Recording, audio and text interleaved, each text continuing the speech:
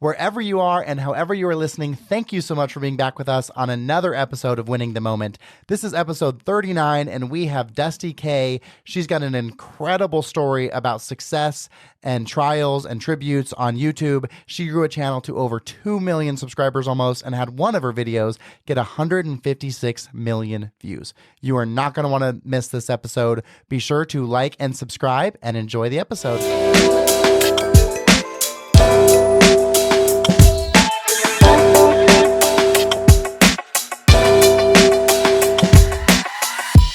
Welcome back to another episode of Winning the Moment. I have a special guest with me today. Her name is Dusti Kae, and I love doing episodes like this because this is actually my first time meeting Dusti, so I get to be on the journey with the audience, which is awesome.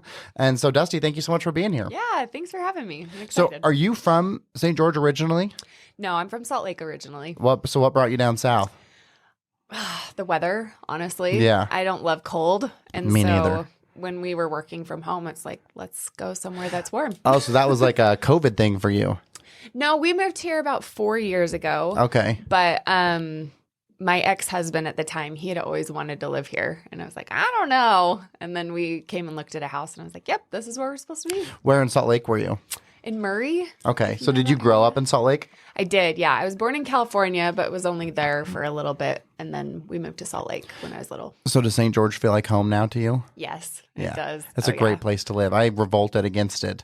I moved here my sophomore year of high school. Oh. And I was like, Utah sucks, you know, and I wanted to leave. And so I moved to Hawaii 6 days after I graduated. Oh, wow. Yeah, it was awesome and Oh, yeah, terrible all at the amazing. same time. Oh, no. Super expensive. Very, So I worked at Foodland Groceries, stocking groceries from midnight to 8 o'clock in the morning, Oh, my gosh. which actually was a very fun job because Was it really? all of the adults, like, something happened, one left, one got sick, one had like a back surgery, and so it was just me and two other high school kids in a grocery store by ourselves for 8 hours. Oh, I can only imagine the Oh, fun that was had. Oh, it was so fun. We'd play like hide and go seek, and like it was Yeah. just, it was awesome. That is So awesome. that was actually very fun. But then I would walk home, shower, and then go work at Ace Hardware from 9 to 5. Oh, my gosh. How did you function? I would like take naps at Ace Hardware. And what's so funny is because everyone in Hawaii is pretty laid back, you know? Yeah. And so I was not a good employee by any standards.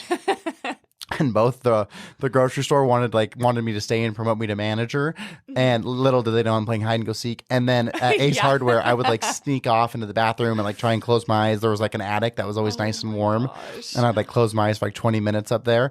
And they're like, "Oh, you're just the best worker we've ever had." And I'm like, "Oh, You're bless like, your heart." "Thank you." Like I feel so bad because I'm not. Then I came back, no. came back to Utah, and then my wife and I moved to Phoenix. We were just dating at the time, and we were there for like 5 years. And then it was like, let's start a family. Yeah. So we came home. Mm-hmm. As soon as my daughter was born, I was like, oh no. Is she from here, too? She's from here. Okay, So it was like a okay. big deal for her to move to Phoenix, like and Yeah. move away, you know? But I feel like that was the best because it was like the most similar. Oh, yeah. And climate Very, and very you know, similar. a lot of similarities. Yeah. And we loved it. Came home, had our daughter, and then I had a ping of anxiety of like, oh no, I need to do more. Like Yeah. there's another human like really, really relying on me. Yeah, I gotta And take so care of them. we moved to Houston when she was 6 months old Oh, Houston. to start a company there, and loved living there, and it was great. But then when she got pregnant with our son, it was like, oh, okay, I'll go back. Like it's time. And then I got into tourism and hospitality, and that's when I finally was like, oh, I saw the light. Like Yeah. Utah's amazing. Like it's Yeah. the greatest state It ever. really is. And I just gave a talk at the Utah Alliance quarterly board meeting 2 days ago. And I was able to say, like, with conviction, like, I really genuinely believe this is the best place to live. Yes. And St. George specifically, too. Like, I Oh. don't think there's a better place to raise a family. No, it's terrible. What are you talking about? Everyone actually, that's listening, Yes. it's awful. It's true. Don't come We here. already have so many people coming here. What are you doing? Zion's not pretty at all. Or No. we don't have the infrastructure for terrible. it. The weather's bad. Okay, so let's talk a little bit about your backstory. So that was a great way for you to get to know me a little bit. Yeah. But and that's a loaded question, but start wherever you feel like it's appropriate. Yeah, no, I came here with my family 5 years ago, and we worked from home, and so it was. So what was that job? Just social media, mainly YouTube at the time.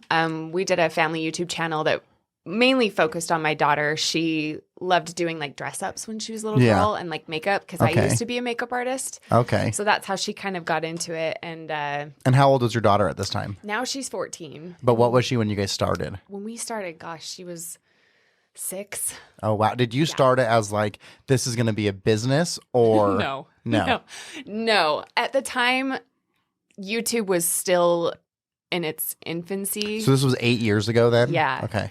I mean, it had been around for a while, Sure. but it was a different ballgame than it is now. And for me, so I had started YouTube because I had clients asking for like makeup videos, like tutorials. Okay, so you had your own channel where you're doing that. Yeah, so I started doing that, and then my daughter was like, "Mommy, I want to make a YouTube video," and so I was like, "Sure, I'll set up the camera and just let it record." And so then she did a couple of those, and they were just fun, and I just posted them just for fun. And my background is film. I went to film school. Oh, okay. So you understood that. Yeah. Okay, that makes more sense how you had the success then, because you understood that background. Yeah, I knew storytelling, I knew editing, I knew that kind of stuff, lighting, and so that makes so much more sense. Yeah, so I had that aspect of it, and it was fun because I mean, I was working like 5 jobs at the time, but that was like my creative outlet. That was like, okay. And that was your passion because that's what you went to learn. And so now that was your opportunity to like express your passion. Yes, totally. And so my daughter one day, wanted to do one of those videos with her cousin. And at the time, did you ever know the movie or the show Shimmer and Shine? No. That might have been too young for your kids. But it was like this genie Okay, show. like a Disney show or something? Kind of. It was on Nickelodeon. Okay. And it was 2 of these like cute genies, and they were like blue hair and pink hair. And so the girls just wanted to do a dress up of Shimmer and Shine. And so just pushed record, and then I did the edit on it, and then I uploaded it. And like a week later, my daughter was like, "Mom, my video's on the front of YouTube." And I was like, "What?" And I look, and it was at like 1 million views. Oh my God. And I'm like, "What on earth is going on?" And then like that day I just kept watching it, and the views just kept going up and up and up, and I'm sitting here going, what just happened? Like, this is crazy. How many videos had you had leading up to that point? Like 2 or 3. She had done 2 like a year before, and those were like just not even really anything. And then this one was like the one that actually I put a little production value in it, edited it pretty well. And how long was the video? And maybe 10 minutes, 8 minutes. Okay, so still like a short, typical YouTube clip. It was just like a tutorial little video. But their little personalities were so great in it too. I mean, you got this like 6 and 7-year-old doing makeup, and they have no clue what they're talking about. Yeah, you know what I mean? just ripping it off the cuff. Oh yeah, it was so funny. So then did your channel, because you put that on your YouTube channel, was that like a makeup channel that you put that on, or did you already know enough about YouTube to say, oh, I'm going to create a channel for my daughter? Yeah, so I had just made her own channel. Okay, so it wasn't like mixed in with your makeup stuff. No, so I had my stuff, but then I was just like, I'll just, because YouTube videos last forever. You know? So I was like, this will just be like a fun little scrapbook. She can just put videos up, and she likes doing it. It's a fun, creative thing for her. So it was just that in the beginning. And so when you guys moved here then, was that going all the way to where that was your business? Yeah. So what were you guys doing prior to that then? Like, what was your business in Salt Lake? So in Salt Lake, we were struggling young. We had kids young, and the typical Utah, like you get married young. Were you LDS or are you LDS? We were, LDS at the time. And so I was working a bunch of jobs. My ex-husband, he had a couple of jobs he was working on. And so it's like the typical young family struggle. Yeah, totally. And so I'd been working in Nordstrom shoes, which led to I hate feet and shoes, but I needed a job desperately. Yeah. And then I quit to have my son. Was your son your first child? He was my second. Second, okay. Mm-hmm. And so after I had my son, I went to go back, and my boss was like, I'm in makeup now, if you want to come and do makeup. And so I was like, yeah, sure. So I learned makeup, became a makeup artist. And then I was like, well, I can make really good money if I'm doing this just for clients. So then I started doing that. So that was my business before we started YouTube, and I was doing brides and photo shoots and commercials, and I was working for a brand called NARS, and I was traveling, and I was one of their so turned into a real career makeup. Yeah, but I was gone a lot and busy all the time, and I wanted to be with my kids. They were little. And how many kids do you have now? I had 2. 2, okay. So just the 2. Okay. But it was just busy, and so the YouTube thing was just kind of like, did that just for fun. Video that hit 1 million, was that when you lived up north, or was that after you'd moved to St. George? So that was when we were up north. Yeah. Okay. So this was probably 2 years before we moved to St. George. And it just, once that video popped off, I was like, well, let's try another one. Like, let's do it again. And so then. Okay. So that's how it became something. Yeah. And I'm curious how, so obviously having one get like catch flame and go viral. Yeah. Did you do anything strategically from a marketing standpoint to get that to go viral, or was that all just organic? Well, there were some things that definitely worked because with YouTube, I mean, no, there was like one other channel that was in that niche doing those types of videos, like kid makeup videos. Okay. And honestly, like I looked at their channel and I was like, because she had 1 million+ subscribers. And I was like, what is she doing? How is this working? So I studied it. And I just like looked at her hashtags, what she would post, how. Okay, so it wasn't accidental; it was intentional. Like you were, you were making an effort. After that hit, I was like, okay, like let's see if I can figure this out. And I'm the type of person that like I love. That's part of what I love about social media is the people and the algorithms. Like it's always a puzzle. Yeah, it's always changing. But it's always the same in that a lot of it is just storytelling. And that's what my passion was because I wanted to do that in film. So I was like, okay, how can I tell stories in this atmosphere with children? And that's challenging too, to tell us an effective story in 10 minutes. Oh, especially with kids. Yes. Who keeping their attention. And so yeah, that was but that excited me. That was something new, something different than I had been doing. And so I just started studying, channels, and then I started watching beauty channels and seeing what they were doing. And then I had this little girl that had this big personality and wanted to make these videos all the time. And so I was just like, all right, let's do this. So then after you hit, 1 million+ on that one, then did you find a consistency of like, okay, now we're going to be on a schedule and we're going to. Yeah. So I knew, from because I started watching like how to be successful on YouTube videos. You would have got paid for that first one then, right? Yes. So then that how does that video, work? It made like $2,000. No and I way. was like, what the heck? Like at the time, that was so much money. Yeah. That was so much money for a struggling family. Absolutely. That's incredible. Oh, it was amazing. And it was like this gift from God, it felt like. And I was like, okay, like I've been given this opportunity. I'm going to see where it goes. And then after that, they just kept building and building and growing. And the second video did well, not quite as well as that first one. But then that channel just like blew up really, really quick. How many subscribers did you get to? We're at almost 2 million now. At the time, So that channel still exists today?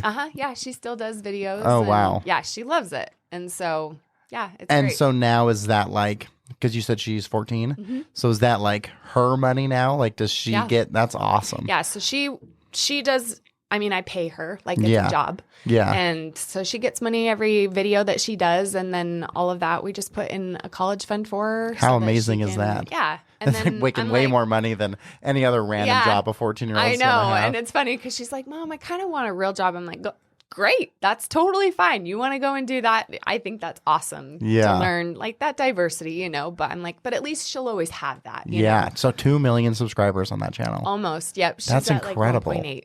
So what do like her videos get now in views? So that was kind of like the journey. So when Yeah, maybe I jumped ahead. So let's get back let's get back to the build up of as you're building this thing and you're figuring it out.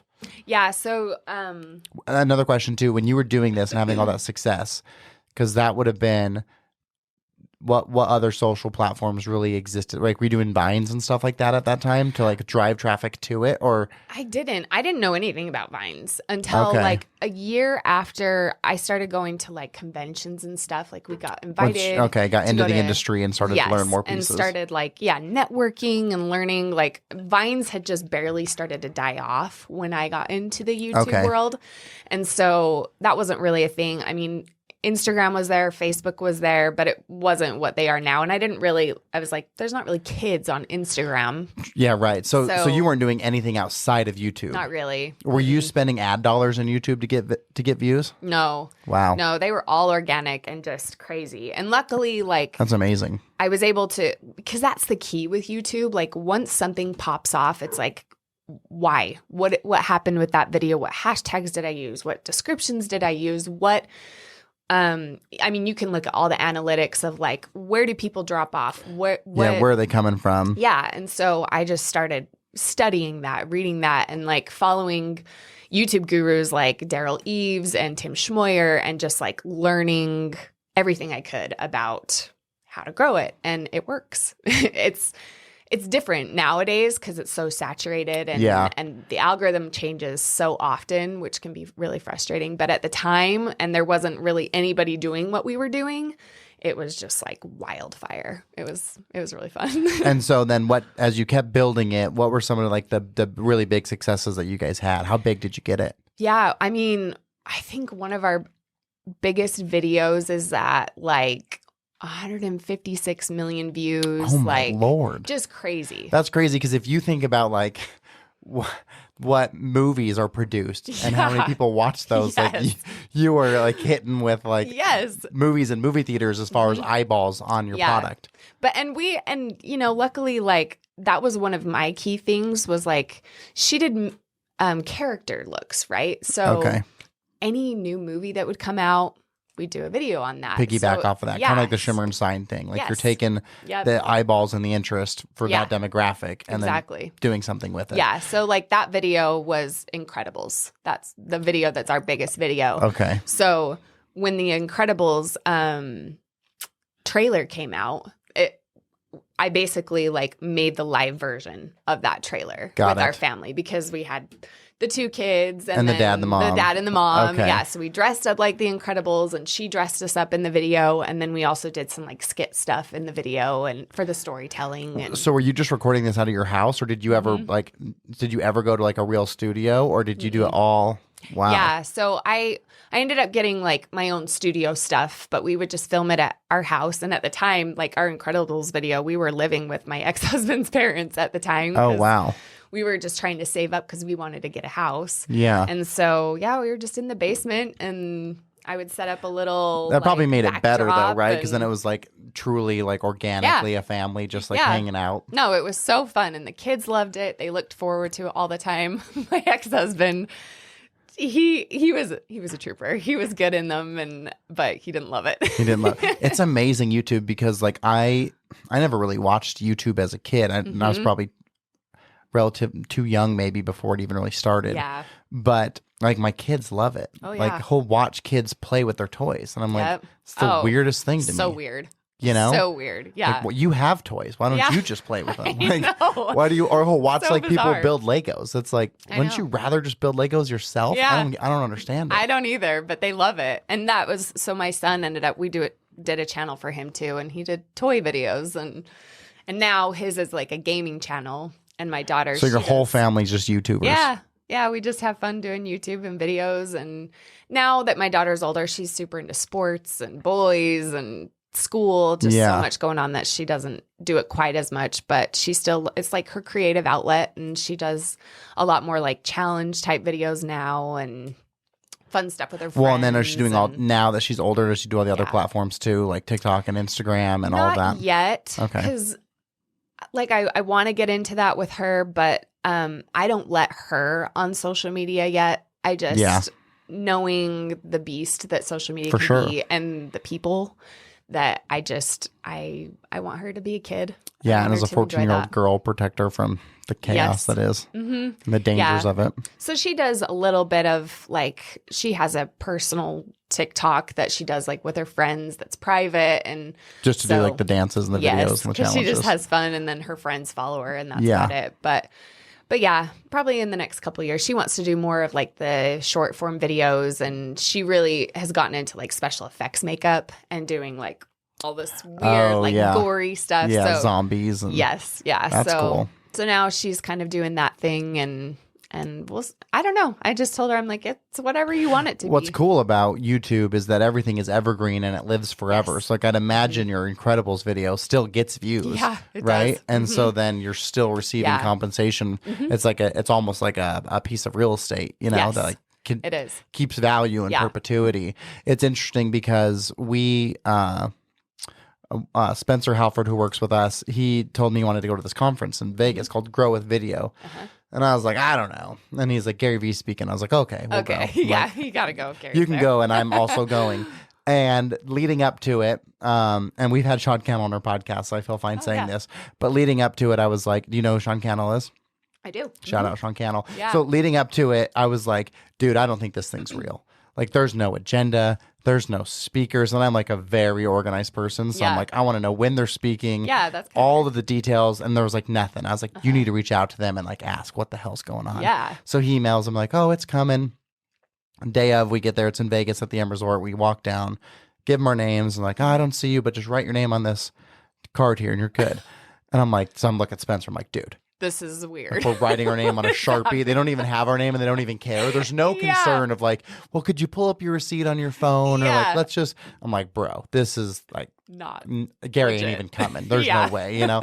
And like, you can track Gary via Twitter. I'm like, where is he? Is he even in Nevada? Come on.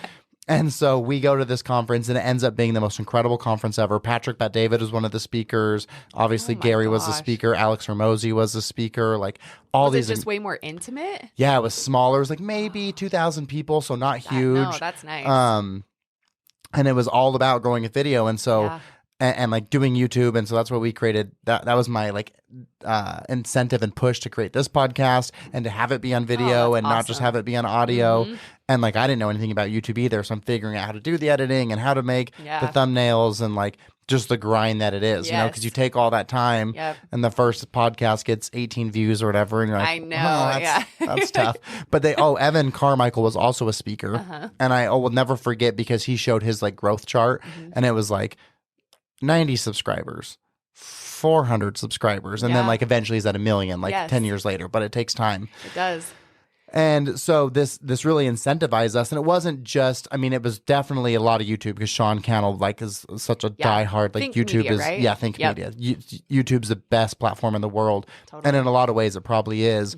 But we work in hospitality. And so we have all these clients. And so we completely changed the way we did media in every capacity, where we film everything. So everything we do now, we film it. And at that conference, I had no social media except for LinkedIn. Because I thought it was, a cancerous place. Yeah. You know, and I still think that. It can be. But I believe if you have a good message, there's too many eyeballs there. Yep. Like I can't not do it, right? And when my book came out, the most exposure I had were these different platforms. Yeah. So it's kind of like this necessary evil. But sitting in that room that day, I didn't have anything. Yeah. Except for LinkedIn. And it's like I signed up for Twitter that day because Alex Hormozi was like, you have to have it. Yeah. And so we went back and we created all these amazing videos. And so like we had a social media manager who worked for us named Kyle. And so like then it motivated him. And so he recorded himself riding his bike every day for 365 days. No way. And so he lived in Cedar and he would like do it in the snow and there would like be 2 feet of snow. He'd got home from work at like 8 o'clock. His mustache is frozen and he's still doing it, you know?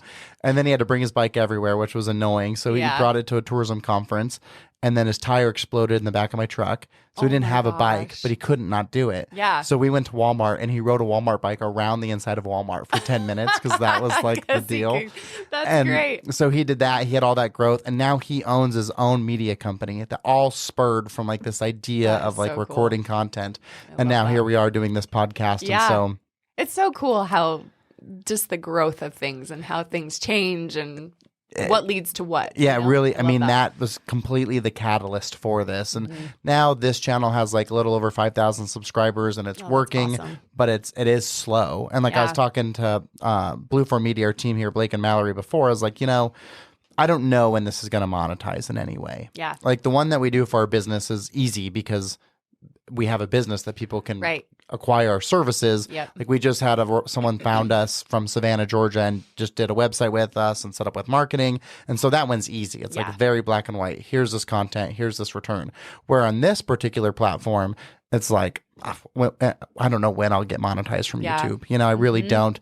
But I know that Alex Hormozi's podcast took 4 years before he like had any success with it, like fiscal success, right? Yes. And I was telling them for me, because I am a speaker and I have my book, it's more about credibility and it's amazing. So when I spoke at that event on Wednesday, the gentleman who asked me to come, his name is Caden, was telling one of his like coworkers about who I am. He's like, yeah, he's got a podcast, and her eyes got like huge, like a podcast, you know? I love it. And so it's just like, it just gives you that sense of credibility. And then if I do speak at an event, it allows them, if they do appreciate the message, to then go and find all this other content. And so I think it's really cool and it provides a lot of value. Oh, it totally does. But so I'd love to hear just more about the arc of your guys' channel. Has it continued to grow? You got to 156 million views on that video. Wow. Something like that. And so that was your peak. Yeah. So, yeah, our story is really lucky. Like, and that's something I try to tell people, that most of the time it's a grind. YouTube is definitely a grind. Yeah. Like, we got really, really lucky with timing, the type of videos we were doing. Like, stars aligned for our channel. And it grew and it grew and it was like wildfire. And I mean, in the glory days, it was amazing. Like, I would post a video and the next day I'd have 1 million views on most of our videos. That's unbelievable. Oh, it was So incredible. what were you guys like earning like annually with your channel? Yeah. So at the peak of it, like annually, it was $500,000. Just No off way. Just off of, I mean. Isn't that unbelievable though to think? It's incredible. It changed our lives. The amount, Absolutely. and then like, so going into that conference, I'd never even heard of Mr. Beast. Oh, yeah. Like, I didn't even know who that was. Someone's like, That's amazing. I said something, I think Mr. Beast will be here. I was like, who the hell's Mr. Yeah. Beast? Oh You know, my like I God, legit that's didn't amazing. know. And then you see the things he does and people will ask him like, oh, are you going to go into like traditional media? He's like, why would I do that? No. Like I can have someone live in a grocery store and get more views than like some blockbuster movie. Totally. But to think that you were able to take your family and create this opportunity. And not only did you get to create this fiscal opportunity, but you got to have that time with your family. Oh, yeah. You know what I mean? Best It's not job in like the world, not like you were traveling around No. and away from your kids 40 I got hours to play a with week. my kids and I make mean, money doing it. That is truly incredible. Yeah. Well, and I know part of your stories that makes that next part that much more devastating. I didn't realize that you had gotten to the level that you did of income. Oh, it was, at the peak of it, it was amazing. Views were incredible. And then we moved to St. George and kind of everything crumbled after that. So YouTube, especially kids YouTube, ended up getting hit with a new law called COPPA. I don't know if you've heard about it. So this was about the time, like, we moved to St. George. Channel was doing great. What year is this? This was 2018. Okay. 2019. Somewhere between there. Yes. And then, so it was doing great. And then at home wasn't doing as good. And so. Was that home not doing as good related at all to the YouTube channel? No, it wasn't at all. Okay. It was just like we moved to St. George and kind of reality hit when you weren't by friends and family. Like my relationship with my ex-husband like really came to a head there and we were struggling. Because you didn't have all these other aspect. supports and you had to rely on each other and your relationship was only now with each other. Yeah. And so it ended up crumbling. And then, he and I worked together on this channel and then he accidentally clicked into an email one day that he thought was from YouTube and somebody ended up stealing our channel and like this hacker. And it was this brand new like hack that no one had ever seen before. So like one day I went to go upload a video and our channel was just gone. It was, and I'm like, what is going on? Like, is this a glitch? Like, so I'm getting on like forums and stuff like, hey, is anybody having this problem? And everyone's like, no, our channel's fine. And so, so I start freaking out. And then, could you imagine? Because just to put the audience in perspective of what that is, it's like imagine you have a brick and mortar business that does $500,000 a year, and you pull up to your store and it's gone. Yes, just completely gone. And everyone's like, no, the store should be there, and you're like, but it's not. Yes, and that was so. When you get to a certain level on YouTube, they give you what's called a channel manager. Okay. And so I try to reach out, and they're really hard to get a hold of, and it's kind of a joke, we work with them in like honestly. marketing and stuff. It's terrible. It's terrible. And so I tried to reach out to my channel manager, and so I finally get an email back like 2 weeks later, and I still don't have my channel, and I'm trying to figure this out, and she's like, it's there. So hold on. So does that also mean that any of the income earned from any of those views during those 2 weeks? I have no idea where it is. Yeah. Wow. Like everything. Like I am freaking out because I'm like, that's your livelihood. Yeah, that's my livelihood. All of my eggs are in that basket. And it's also no small sum of money either. No. And it's just like we had just moved to St. George in a bigger house. Like we had a bigger mortgage, all of these different, like it was just you can't not have your income. Well, yeah, now you had a $500,000 a year lifestyle. Yeah. And no $500,000. Exactly. And so I'm freaking out, trying to get a hold of anybody that will help me, because it's just like, That had to be nobody infuriating. to talk to. Oh, it was crazy.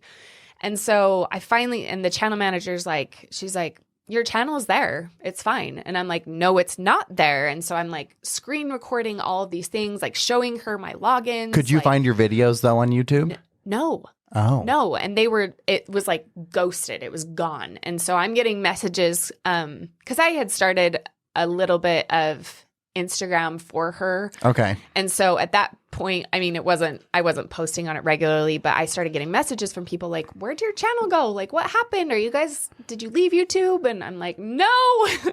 And so, but I also had no way, like I had never gotten people's emails, because that's also hard to do for kids' channels. So it's not like I could send out to our followers like, hey, this is going on. Oh, and if that's really the only place you were, yeah, then how I do you have even no communicate way that of something's happened? Yes. Oh, yeah, to that's challenging. anybody. And so I'm like, so finally, so I'm reaching out on this Facebook forum, like Utah YouTubers or something like that. And I'm like, can anybody help me, please? Like my channel manager is not helping me, not getting back to me. Does anybody have any pull at YouTube that would be willing to help me? Because this is my livelihood. Like I just basically poured my soul out into this. Yeah. And luckily I got a message from a guy that's, his family on YouTube is just like huge, like Mr. Beast huge, like that kind of huge. Wow. And so he reached out and was like, hey, what's going on? Like, I'd be happy to help you. He knows like the owners of YouTube personally, like just a huge family on YouTube. And so I tell him my story of what's going on. And he's like, well, let me get my tech guys on it and see what they can do. And so he finally gets his guy on it, and they're like, yeah, we have never seen anything like this. And basically, and it was nice because it was finally like, I felt like a crazy person almost. Yeah, sure. You know, for the longest time, because my channel manager's like, no, something's wrong with you. And I'm like, it's not there. How can you not see this? But they didn't care. Yeah, right. So it was finally somebody that was like, no, you're right. Like something's going on. And so luckily he was able to get on it. But this was like a month in. And so did that mean that all your income, like nothing was coming in either for a month? No. Yeah. Wow. And so like you get paid once a month at the end, like our date is at the end of the month, and it was just on hold or blocked or something. Like I had no idea where it was. But all your income is gone. Yeah, all that income is gone. And this happened around the holiday season, so I had brand deals lined up because Q4 for brands is like prime time, and so I had to cancel. I mean, I lost thousands and thousands of dollars in that because you couldn't month. Produce the videos. No, you had no way I had to do no it. channel. Wow. And so I had, I was reaching out to all of these huge brands like Mattel, Disney, and I'm like, I'm so sorry. Wow. Like, I have no idea what is going on. I'm trying to figure this out. Like, I would, and I had already made these videos. And so I'm like, I'd love to. Oh, but you couldn't even post them. No. And so I'm like, I'm trying to get it back as soon as I do. Like, I'll upload them. I'll just keep you posted. But after a month, it's like, this isn't going to work. You missed the window. Yeah. And so all this time and effort that I had put into these videos anyway. So, so he finally gets his guy on it, and then they're able to finally figure it out like 2 weeks later. So it was like a month and a half in, and I get my channel back, but it is dead. Like it just, so I go to post a video. Right, because all the videos, like your consistency is gone, and so for people maybe even unsubscribe because it's like, I don't know where she went. Yeah, whatever happened with the algorithm, like it's just dead. Oh. And so I post my next video, and it's like, which is still fine. It was like 10,000 views or something, which is, great. Yeah, if I get 10,000 views, I'd be ecstatic. Absolutely. Right? But not if I had just gotten 156 million. million. But when you're used to the next day having 1 million views, and you have these brands and your livelihood is based off of that amount of views, it was devastating. So, yeah, finally get it back. That guy was just honestly heaven sent. Like he didn't need to do that. Had no reason to do that other than just to be a kind human. Do the right thing. Yeah. And so these YouTube people, like I ended up sending them like a gift basket. I'm like, thank you so much. Like I appreciate it so much. And for them, it was good because it was a new hack that started happening like over and over. Oh, yeah. So they were able to get on top of it and stop it. But basically, they would steal your channel, make it ghosted on your end, look like nothing was there. But then they were taking all the AdSense money. So do you think that person who hacked you got all your money for that? Luckily, they didn't get it because it was, I don't know how, they weren't able to change the account that it came into. It just kind of put a lock on it. Got it. So I don't know if they were planning on like blackmailing us or something, like, hey, if you don't give us this money, we won't give you your channel back or whatever.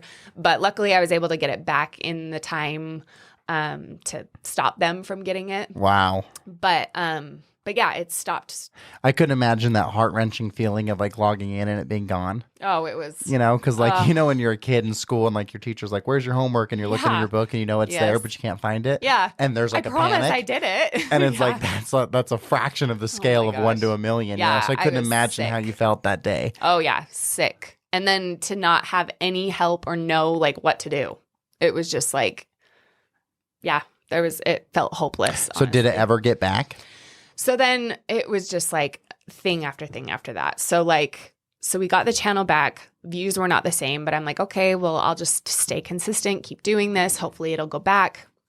But then brands were like, you don't have the views. Yeah, you didn't have the value anymore. Yeah. So now it's like, okay, and were the brands compensating you for doing the videos too? Like, so not only were you earning your Google revenue, but you were getting paid by the brands. Yeah. So these were brand deals that we had, you promise 100,000 views on a video for a certain amount of dollars. And was your compensation from the brands, did they say beforehand, like based on how many views you get is how much you'd be compensated, or was it like depends. A flat rate? Yeah. So some brands, bigger brands, they'll just be like, I mean, brands also know like, it's kind of luck of the dice too. Yeah. And you're also just paying for exposure, right? Yeah. So most brands would just be like a flat rate. Like, this is average what you get, so we'll pay this much. Some brands are like, hey, we want like a promise that if it doesn't get above this, then we pay you this much, or if it goes better than that, then we'll get you more. What can you share what the most valuable brand deal was you got from like a monetary standpoint? Yeah,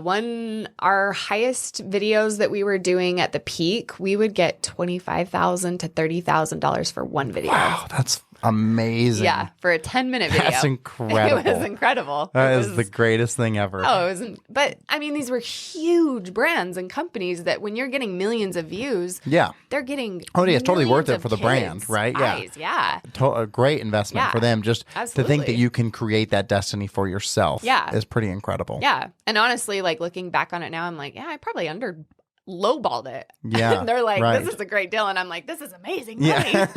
But, for something like Mattel or Disney or something, that's like, okay, sure. Yeah, we'll pay you $30,000 to get 10 million views on a video. That really is amazing. And that just shows you the power of YouTube. And that's kind of what I learned in that conference, like watching all these people. And they had like the people with the award, the plaques, you probably have them, of course. And it was like, wow. And it was just like random stuff too. Like there was one older lady who just baked pies. Yeah. And she had like just a huge channel, it's like, wow, That's what's so cool about YouTube is there's something for everyone. Like it's just. Oh yeah. I mean, I go to like, I've got podcasts that I like, but I'll watch their YouTube version for like the teams that I really like. And then my wife, anytime she needs to know anything, like she goes to YouTube every time, like 100% of the time. Totally. She's going to YouTube and she'll figure it out, It's pretty amazing. So after that happened though, COPPA happened, which is a law that the FTC came out with because you have to disclose things, FTC laws for YouTube and stuff. But they came out with a new law saying like any children's or any kids that are 13 and under, you can't advertise to kids. And so, which means like personalized ads. So all of these big advertisements that were going to these creators, which is like your AdSense money, you make the most money off of those kind of ads. Yeah. And so when they did that, it killed any kids' channels. Your revenue was cut by like 90%. So all of that money that we were making from AdSense money was gone. Died. I have a question too. This is a probably maybe more challenging question, and it seems like yours was genuine and organic. But is there a case to be made that it's dangerous to have these kids' channels if their parents don't have the right like don't have a healthy relationship and they're really utilizing their children to like make them money, right? Like that's got to be a little bit of like, did you ever get that from anyone of like, oh, you shouldn't be doing this or? No, I never felt that at all with my channel. And I'm the type of person that like, I knew what I was doing with my family. Are there people that abuse that? Absolutely. I mean, we've seen that in the news recently of that's that right here locally. Utah mom. Yeah, that's wild. Crazy. Yeah. But that's what I worry about when my son's doing it is like, oh man, does that kid really want to be making this video? Yeah. Or his parents like, hey, let's go. Like play with your like do this thing. And that was my thing always with it is I was just like, look, you come first. If you want to do these videos, let's do them. But the second that you want to quit, we're out. Like, that's fine. We're done. Your dad has his job. Like, you know, that's... You're better than me because if my kids were making me $500,000 a year, I'd be like, let's go. Get up. We're working. For sure. But they love it. Yeah. Like, and even after like it died, it was just like, okay, like... But they still would make weekly videos just because they genuinely love it. Yeah. And I got that impression from you. So it wasn't insinuate that they didn't, but it does. There's got to be that segmentation of that space. Oh, yeah. It's like, well, and you meet, like when you go to those conferences, you definitely meet families that are that way. Like you can tell that like these kids are just sick of being in front of the camera and the parents are just like slamming it down their throats. Yeah. Like they're smile, be happy. People. Yeah. But and that was part of my thing. Like a lot of those are like vlogging families that are doing it day in, day out, every single day. That's like, true. Yeah. Not to bash vlogging families. They're great, you know, but it's just like for me, I was like, I don't want to do that. I want to do this like a once a week thing that it's like my kids look forward to this. It's their creative outlet. A lot of times they were videos that they wanted to do and they would come up with the idea because I wanted it to be a creative outlet for them. Yeah. So, you know, well, even my son, he says like now people want to be YouTubers. Oh, you know, like when we were kids, like when we were younger, we would want to be like a movie star or a professional athlete or whatever. And now people like want to be a YouTuber. I think it's like one of the top 3 jobs that kids nowadays want to be. And also it's like you can't knock them because how many other jobs exist where you could go from $0 to $500,000 a year, right? Without like a building and employees and all of those things. And so it's like it really is this incredible pathway. Yeah. Where ultimately if what you're doing is worth watching, then people will watch it. Right. Yeah. So yeah, I mean, you know, I don't know. On my end, I've always been in the, like my daughter doesn't post as much anymore because she's a teenager now. Yeah. And she wants to be with her friends. And it's just like, okay, so the whole month of December and half of November, we didn't post at all. She didn't do a single video because it was just like, she wants to be out and doing stuff. And she's in volleyball and softball. And she's got her life. Yeah. So what's your main source of income now for you? Is it still like different social media outlets? No. So like after that hit and COPPA hit and like my income went way down Everything after shifted. that. Yeah. Like, I mean, I lost lots of money. And at the time I was going through a divorce and, did the divorce start after the loss of the YouTube channel? It was before that. Oh, it was. Yeah. So that probably made that even more devastating then, right? Because you're like, I can't win. Well, yeah, it was. Yeah. And so the YouTube thing was my thing, and I ended up having to do a buyout for my ex-husband. Oh. So I also owed him a big chunk of money, and my income was just steadily and going that's tough down. too, because then the money you owed him was probably based on previous value, but the current value wasn't what the previous value was. So it was just, I was in a sinking ship, and it was just like I'm trying to bucket out water, and it's just not working, and everything just kept going down and down. And so, you know, I learned though from that experience, like, okay, I cannot have all my eggs in one basket. Like that was dumb. And so then I was like, okay, well, I'm going to start, like, I know how to build social media. So I'm going to start my own social media stuff just for me personally. And I also like growing those things. So I've literally done like every platform. Like for a minute I was gaming on Twitch. I was doing music on Twitch. What kind of games? I was playing like Call of Duty and Sea of Thieves. Because you like it and you're good at it? Or, okay. I grew up playing video games with my brother, and I genuinely just like gaming. And so I'll never forget the first time I heard about Twitch. I was playing basketball. Some dude was like, oh, I got to go home. I got to go play games. I was like, we're playing a game right now. He's like, no, it's like, I got to go play video games. Like, well, just play later. He's like, well, I can't. I have a Twitch. And you're like, I was like, dude, what the hell are you talking about? Yeah. He was like, well, my buddy and I have a business and people pay to watch us play video games. And I was like, that's not real. What? Yeah. You're lying. Yeah. And he was Nope, like, it is no, very real. it's a big thing. And Yes. that's, Blake, that's how he got started learning. Like, that's how they did this podcast business was created, as he was a Twitch gamer. Oh, no way. So we learned Yeah. like the computer and the cameras and the lighting Yep. and all of the things. And then I had a friend who like traveled to Canada to watch people play video games. Oh, yeah. And I was like, this is but I guess I get it. I watch sports. It's really no different. Right. You're just watching someone really impressively good at their craft. Yeah, exactly. So on the surface, I didn't understand it. But as I thought about it in that context, it's like, well, I guess it's so yeah. different. Makes sense. I know. It's just weird, though. Like, you don't hear, like, at least me at the time, like, I had no idea what Twitch was. And then when I went through my divorce and I was playing video games with some friends and they were like, you should do this on Twitch. I'm like, I was same as you, like, what the hell is Twitch? Yeah. And they're like, people just watch you play video games and they pay you for it. And I'm like, what? Okay, I could do this. Yeah, because you have over like 2 million followers across all of your different platforms, right? No, so that's just YouTube. Oh, that's just YouTube. Yeah. And so then What's your next best platform? That's probably mine. I have 117,000 followers on Instagram. And TikTok is around 100,000. Are you making money off of those platforms? Yeah. Yep. That's so awesome. I do. So that's mostly my income now is I do brand deals for my platforms. And then I have like a shop that I make clothing and stuff like that. And then Is that the Smile Shop? Yeah. Yeah, that stuff's cool. What do you think about shorts? Because that's obviously a newer thing. And so what's your, like, as a YouTube expert, what's your thoughts on shorts? It's going to be the next big thing for Yeah. sure.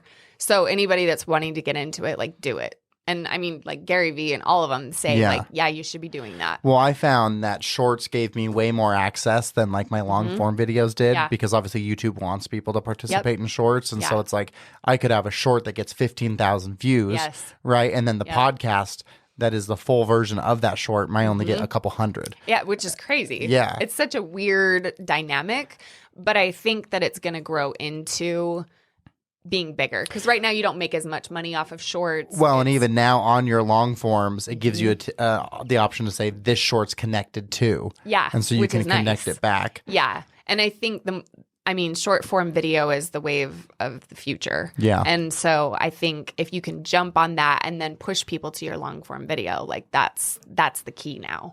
Yeah, I feel like if you're going to have one piece of content that can be put on all the platforms, why wouldn't you? Yes, exactly. You know? Which is nice because you literally can. You Yeah. just make it and then you can put it on Facebook and YouTube and TikTok and all the same. Right. I mean, you tweak it a little bit each because, different people on different platforms. But ultimately you have, like my brother, he does TikTok and Instagram with his wife. He's a country singer and he's got almost 2 million on TikTok now. Holy shit. Wow. Yeah. Yeah. He's awesome. You guys Caleb are just a Austin. social media famous family. Yeah. But it was kind of funny because it was during COVID when like TikTok became Totally, yeah. more of a thing, Yeah, absolutely. And my brother had been a struggling artist forever and was just like, I just think I need a job with my family. And I'm like, dude, get on TikTok. Like, just start making videos with your wife. No they don't way. have to be like Overly edited, production perfectly done. videos. No, Yeah. like it's about story. Create the story that you're a struggling artist and that you do this with your wife and kids. And he's like, I don't know. And I'm like, just try it. Yeah, he freaking owes me because his videos started taking off. Like his wife would just start filming him when he's singing, cooking dinner. Yeah. And that's what they do. And so Well, yeah, there's that one guy. Is his name like Jellyfish or something? Or Yes, Jelly Roll. Yeah. I love him. that is like now like a full-fledged like country he just star. won a freaking Grammy. Yeah, all or from no, is up for a Grammy. All from social media, right? Yep. Like he was just singing on social Yes. media and then boom. Yeah, and that's huge for artists nowadays. Yeah. Tons of the newest artists are all from TikTok or whatever. So yeah, he got his start on there and they make a great living off of that. But now it's crazy. He makes a lot of his like views money because you don't make a lot on TikTok views. How do you make money on TikTok then? He does mostly brand deals. Oh, okay, that's where you make your money. Yeah, he makes his money there. You make pennies off of views, really, unless you're doing like TikTok Shop. I know a lot of people are killing it there.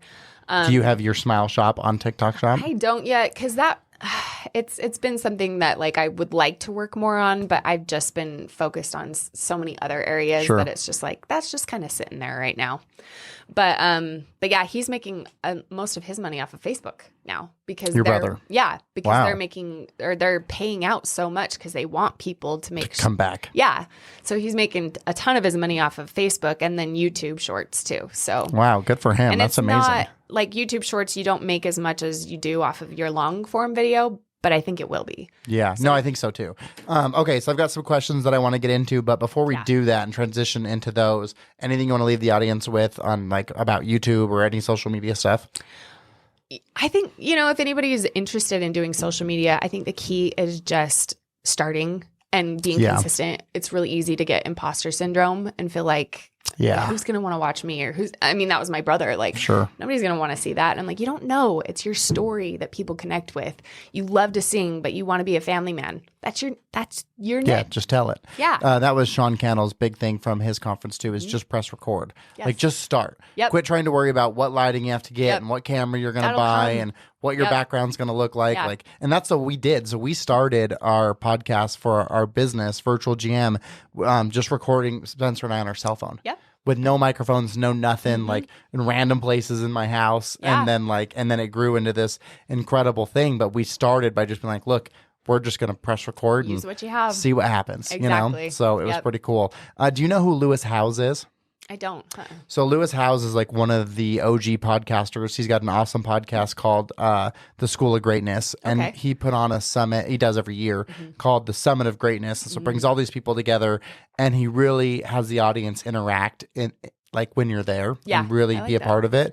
And he asked this amazing question at the School of Greatness. And he said, most of us have a better understanding of like what to do in life than we give ourselves credit for. Like if you think of a friend that came to you for advice, you would not have a shortage of advice. If they were like, Dusty, please help me, you wouldn't be like, I don't know. I have no idea. I can't help you at all. Like I don't even have one piece of good advice, right? True.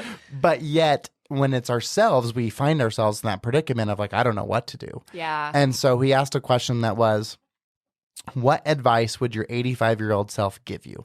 Ooh, I like that. Right. So the knowledge that your 85-year-old self has, giving your present self today. Yeah. And it was really powerful for me because it gave me a sense of like almost confidence when I did that to be like, oh yeah, no, I kind of know it a little bit. And so I'm curious. I'm going to give you a minute to percolate on that. And I got to use the restroom or I'm going to explode.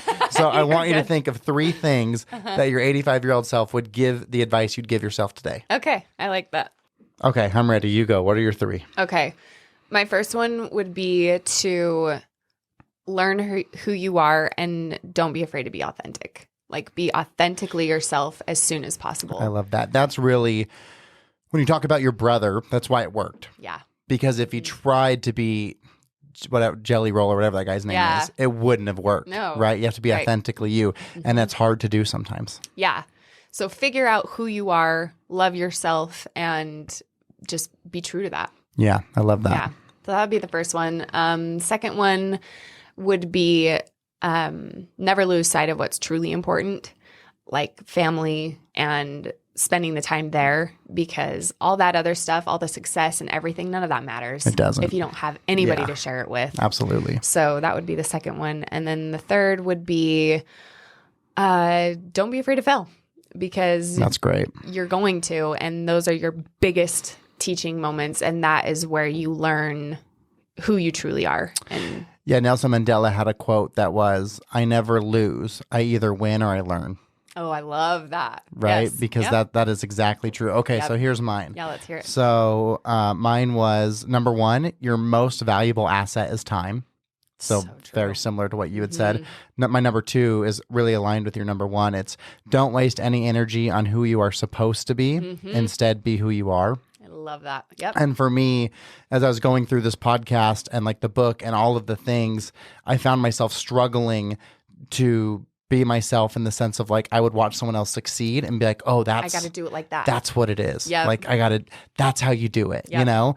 But that's never going to work because that's not who I am. Yeah. And so it was such a struggle in my first year of really doing this, and even now not so much, but definitely as like I try, because I never had social media, so now I'm on this space I was never at before, and it's like I don't know how to do this, so I'll just watch someone it's easy else to see everybody else, and you're like, oh, I need to do that. Yeah, this video did good, so I'll do that. So that was really good for me. And then number 3 is it's all going to be okay.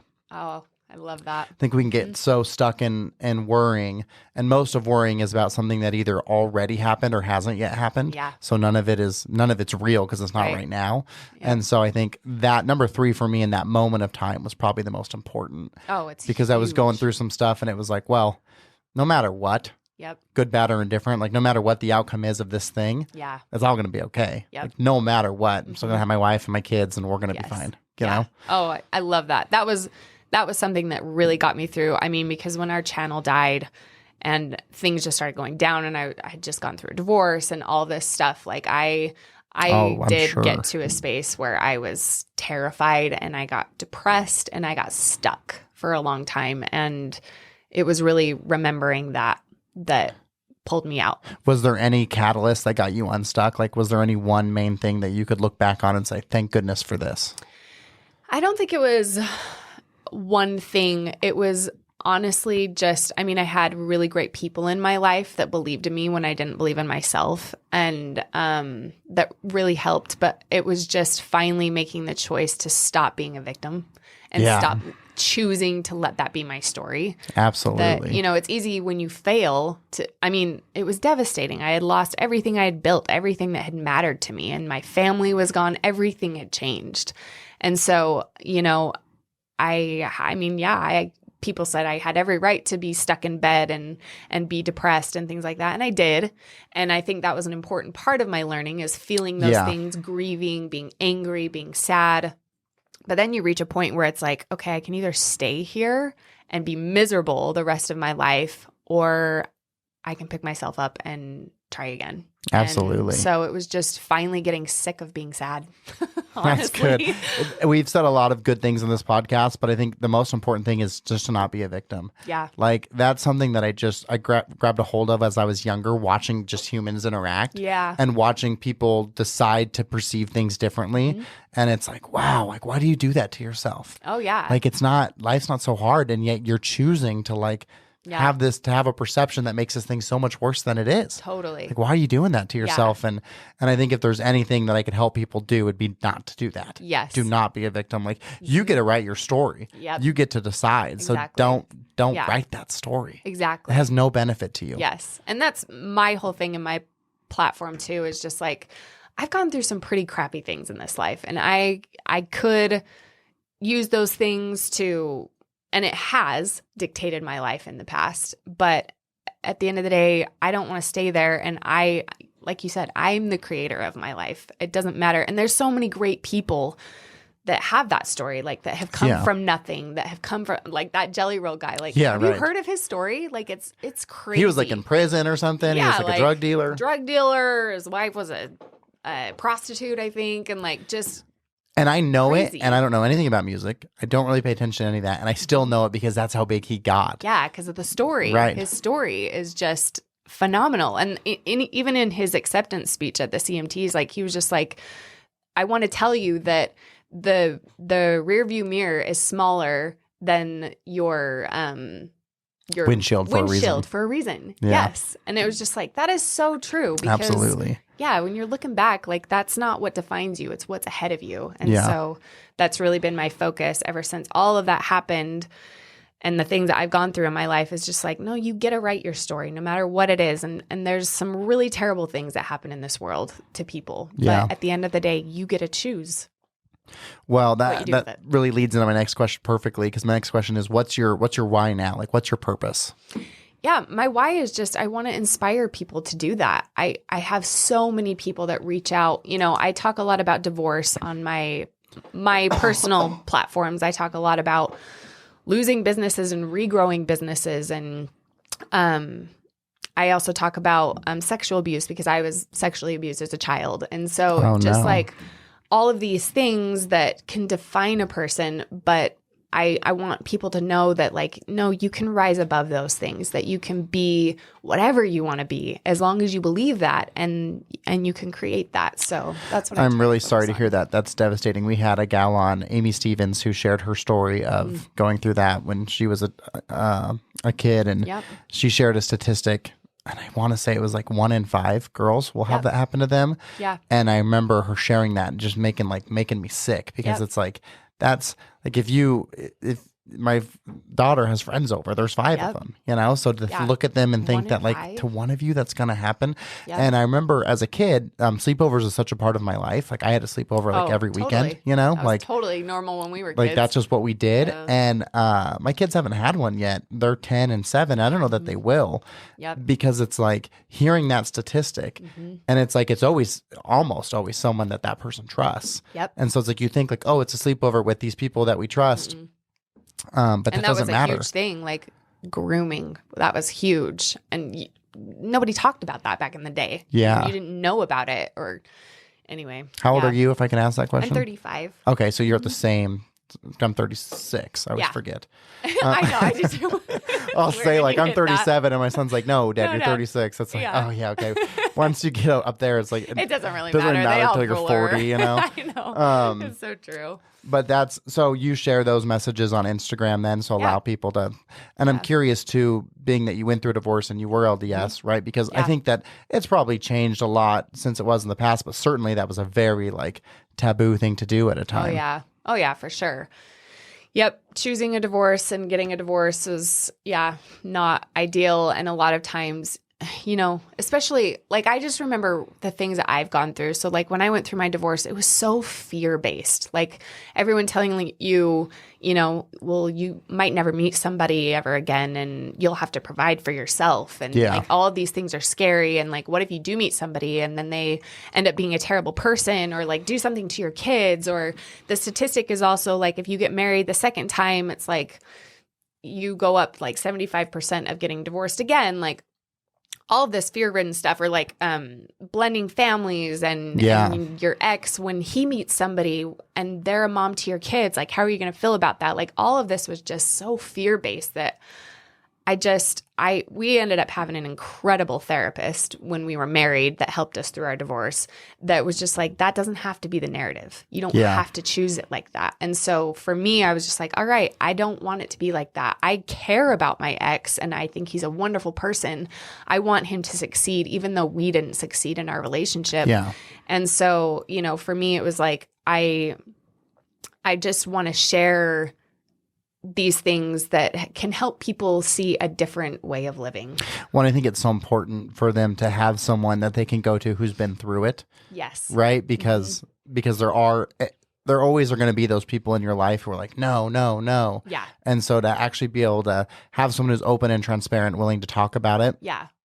I think you provide an important outlet, right? Yeah. And like, you know, with my divorce stuff, like, I'm not an advocate for divorce. Like, divorce was terrible. It was awful. I would not wish that on my worst enemy. But I am an advocate for people having second chances, because nobody ever expects that that's going to be them. You don't go into a marriage thinking that you're going to get divorced. Nobody does. How long were you guys married for? 11 years. So a significant amount of time. Because they say like your odds if you make it past 7 are significantly higher that you'll just make it, you know? Yep. But, you know, that wasn't our story. But to see like everything that we have become since then, like, I know and he knows that we were supposed to go through that to become our best selves. Oh, for sure. I think that the things that happen to us in life give us the opportunity to become the people that we are. Yeah. How old were you guys when you got married?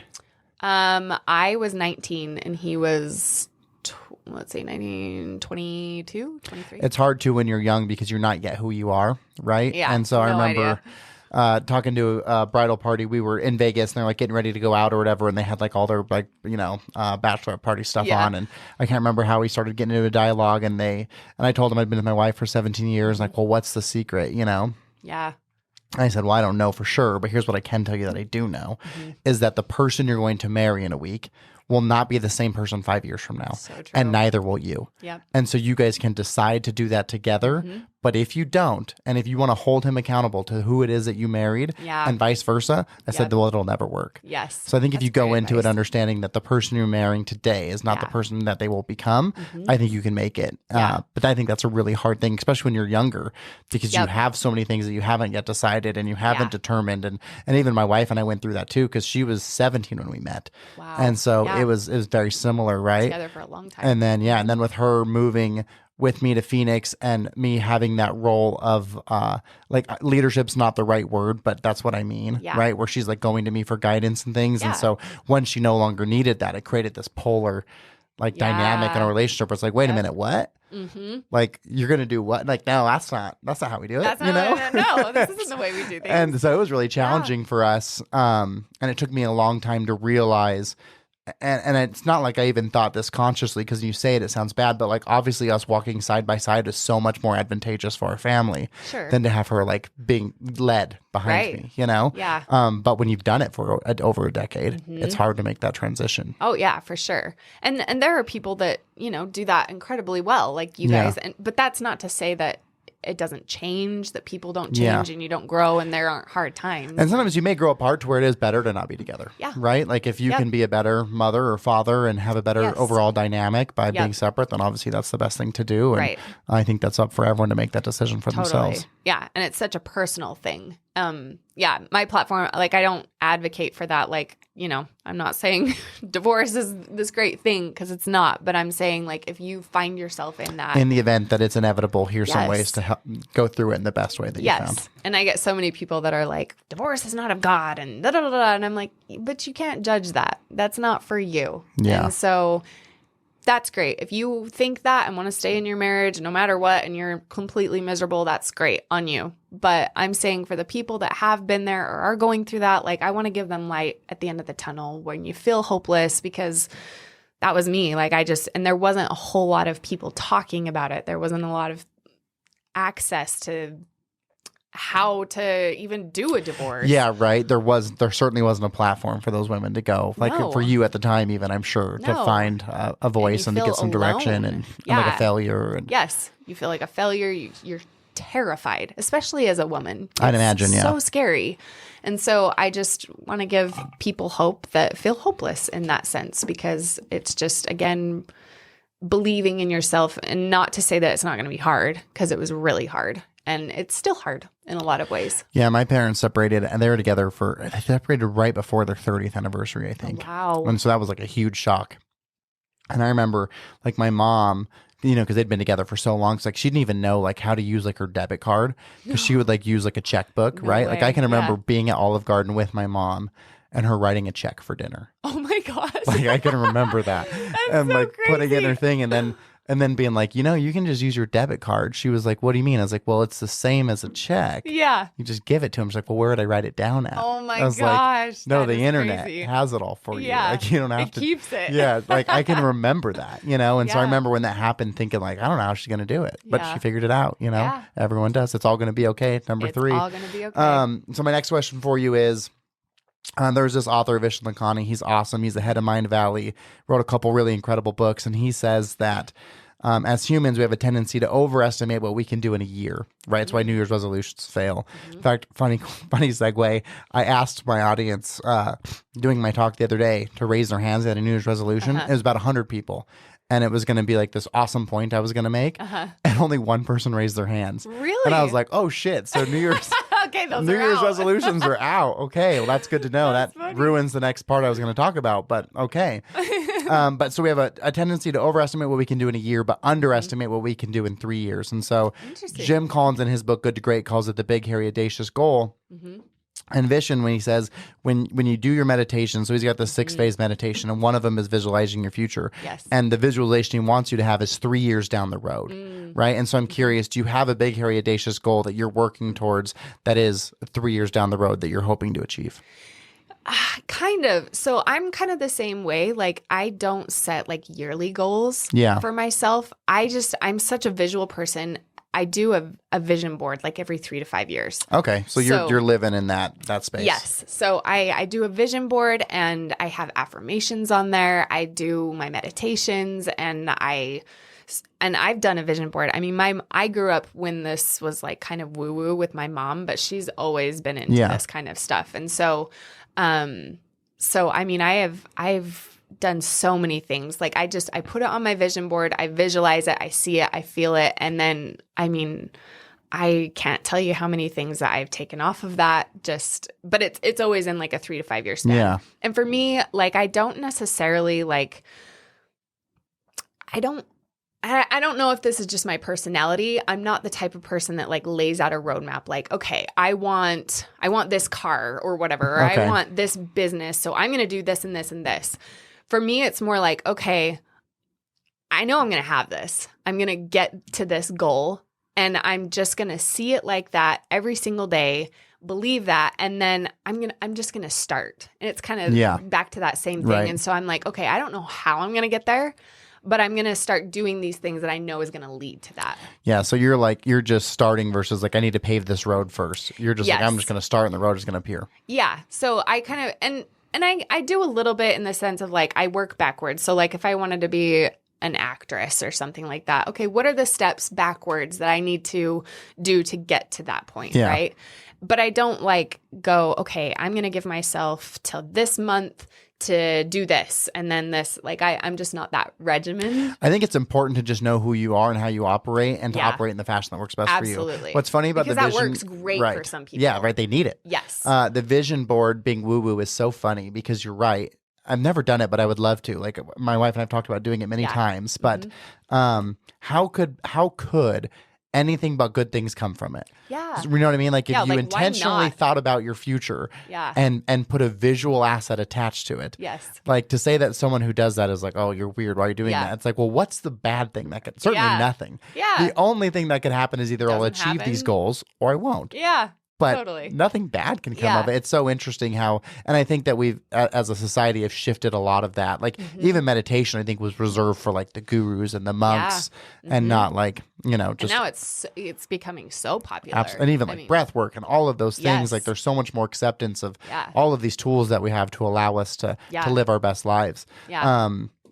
Okay, so my next question for you. Now, you've not read my book, Winning the Moment, right? No, but I've read the synopsis on it. And you did? It is on my list to read. Wonderful. Because I love it. So the next question for you then is, and since you haven't read, I'll kind of preface it a little bit. I'm going to ask you what your biggest win is, but win is only to be defined by you, right? And how you perceive that to be. So with that understanding, what's the biggest win you've ever had in your life? I mean, ultimately being a mom is my biggest win. Like at the end of the day, that's my why. Did you want to be a mom when you were a kid? Yeah, it wasn't one of those things. I wasn't the typical, like, I just want to grow up and be a mom. Like I've always had ambitions to do work and bring something to the world. But yeah, like that's my heart and soul. They are my everything and why I do everything. It's amazing having kids. Like, so my son last night, we took him to the Utah Tech basketball game. And originally, like, I was supposed to take like my coworkers, and then it didn't work out. And then like some things fell through, and I was like, well, I'll take my son. He'll love it, you know? And so I took him to the game. My wife and daughter were sick, so they couldn't come. So it's just him and I. And he's got all of his Utah Tech stuff on, and he is just like in it. You know, he's leaning on me, and he's like asking the questions. And then the mascot comes around. He's pretty shy, but he had just gone to a Raiders game on Sunday and like had interacted with the crowd a little bit. So he's feeling a little bit more like I can do it, you know? So he's like waving to the mascot, and then he's high-fiving him. So them and the mascot are like going back and forth all night.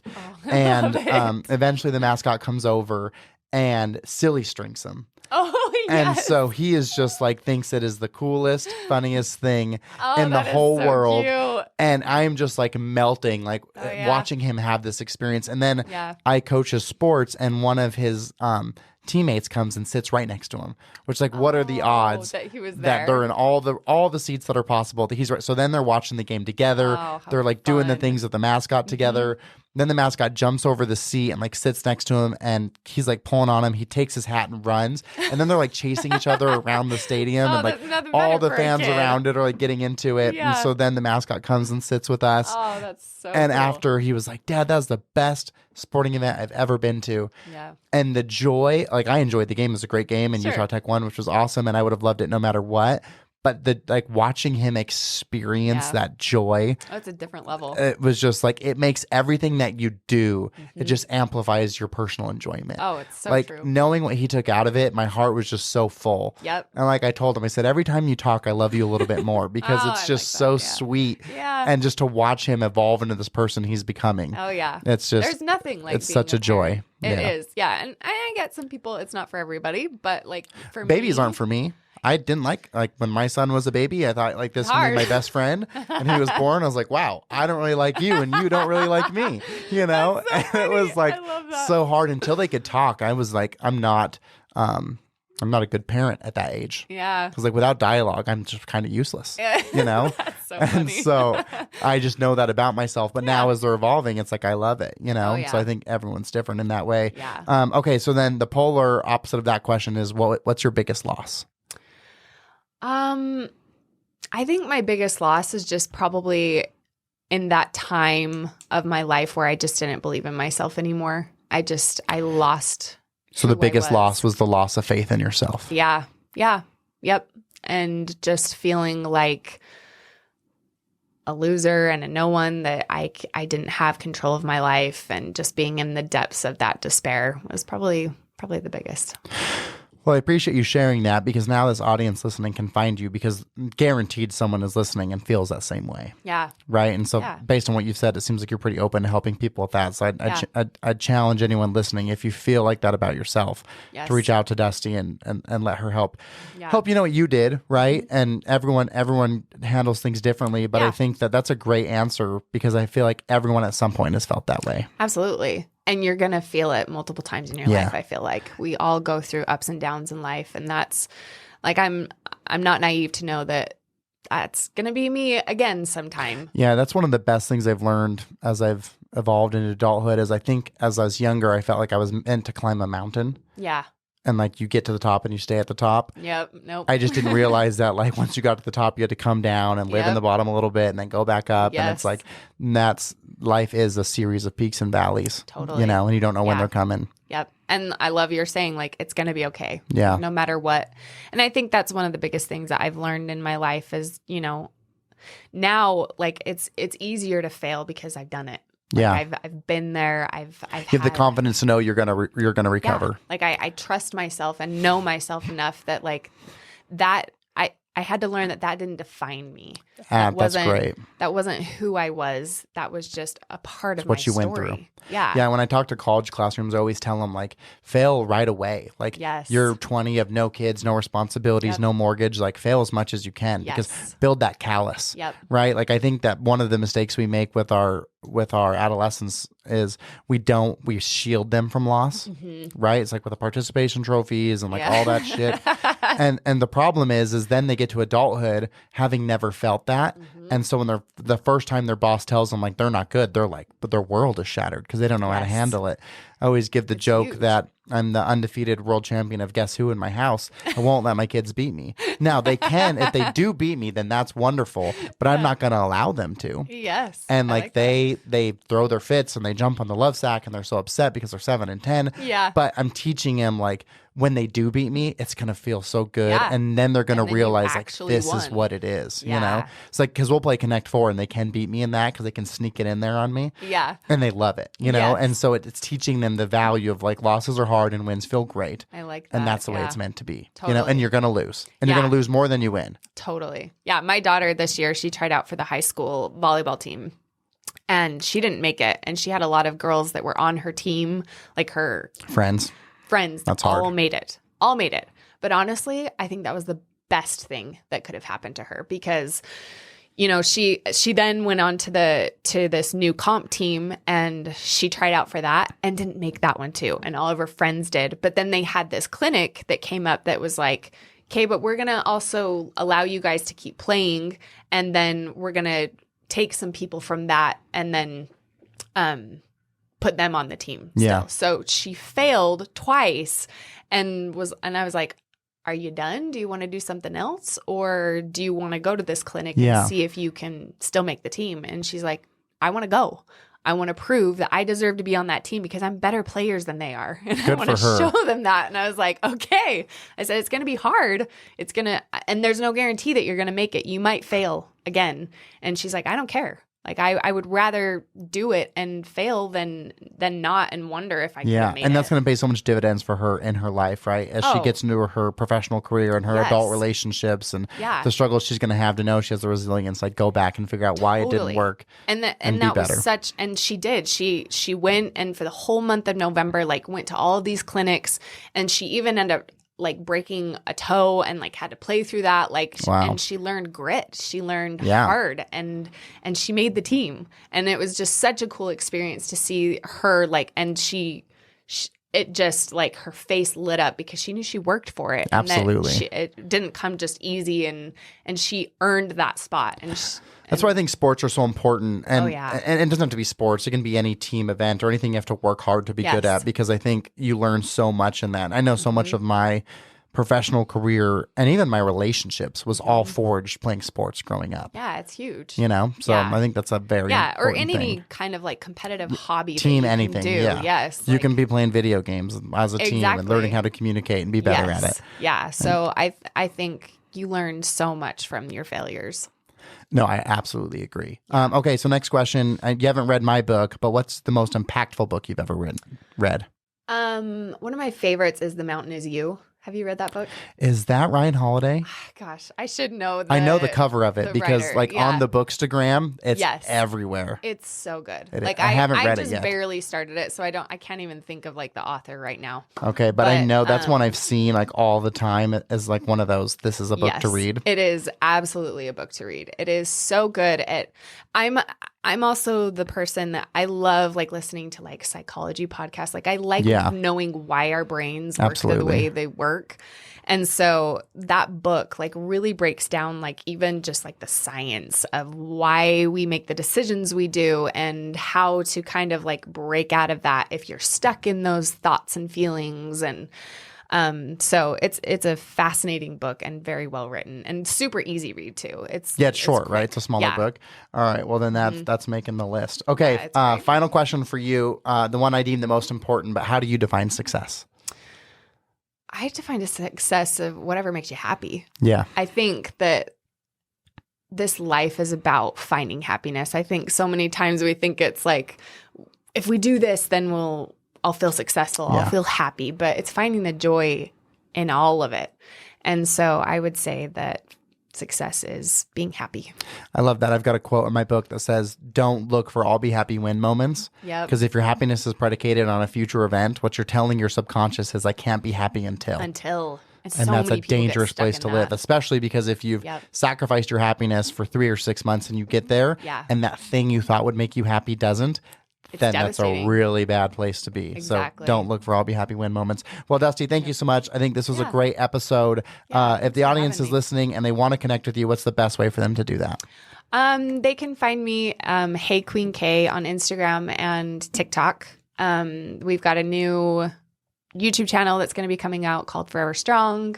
That's going to be like our family stuff. Okay. And then my daughter's channel, she's the Day a Daily, and that's kind of our main YouTube channel. Is your link tree on your Instagram take you to all of those? Yep, okay, so I'll put your Instagram yes. Instagram's tag on the show notes. So if you're listening to this, you're driving around and you want to connect, go to the bottom of this. You can connect with her there. And then also, I'll just put the link for the link tree in there as well. So that way they can go right to all of your different platforms. Yep. Okay. Well, thank you, Dusty. Thanks so much for having me. It was great.